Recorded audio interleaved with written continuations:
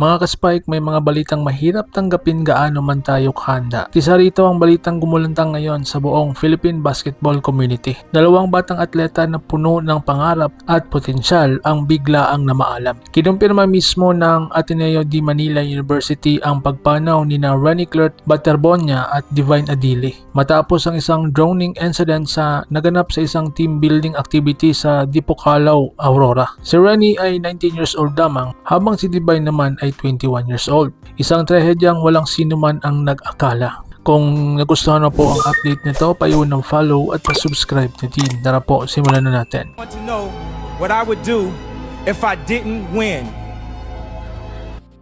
Sa opisyal na pahayag ng Ateneo, sinabing nilang nagluluksa ang buong komunidad sa pagkawala ng dalawang student athletes. Ayon sa paaralan, ang insidente ay naganap habang ang kupunan ay nasa isang team building activity. Bagamat wala pang kumpletong detalye na inilabas sa publiko, kinumpirma ng universidad na ang pangyayari ay nauwi sa pagpanaw ng dalawang manlalaro. Para sa maraming basketball fans, napakahirap tanggapin ng balitang ito. Si Rani Baterbonia ay isa sa mga pinaka-promising young players ng bansa. Marami ang naniniwala na mayroon siyang potensyal na maging isa sa mga susunod na bituin ng Philippine basketball. Samantala, si Divine Adili naman ay inaasang magiging mahalagang bahagi ng Ateneo Blue Eagles sa mga susunod na taon. Pareho silang may mga pangarap, pareho silang may mga plano para sa kanilang kinabukasan. Ngunit sa isang iglap, nagbago po ang lahat. Sa mga oras na tulad nito, hindi mahalaga kung anong kulay ng jersey ang iyong sinusuportahan. Hindi din mahalaga kung ikaw ay artista, lasalyano, scholar ng bayan o tagahanga ng ibang paaralan. Ang mahalaga ay magkaisa tayo sa pagdarasal at pakikiramay para sa mga pamilyang naiwan. Mula sa aking munting channel, taos-puso kaming nakikiramay sa pamilya, mga kaibigan, teammates at coaches ni Rani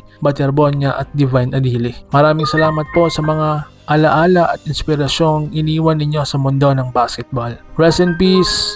So paano? Ingat po kayo. God bless us all.